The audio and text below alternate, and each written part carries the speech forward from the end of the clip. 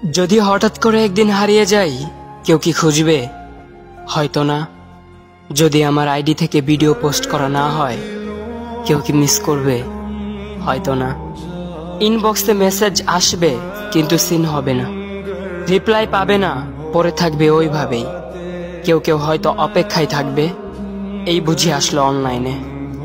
আবার কেউ কেউ হয়তো টেরও পাবে না, কেউ একজন নেই, কেউ একজন হারিয়ে গেছে। হঠাৎ একটা সময় কারোর হয়তো মনে পড়বে, কে জানি আর নেই। কষ্ট করে নামটা সার্চ করবে, পুরনো ভিডিওগুলো দেখবে আর ভাববে হুট করে কোথায় চলে গেল।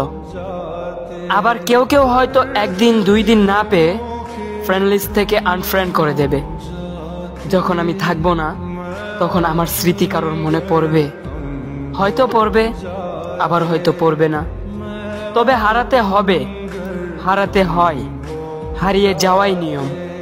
পার্থক্য একটাই, কেউ আয়োজন করে হারায় আর কেউ হুট করে হারায়। আমি না হয় হুট করে হারিয়ে যাব।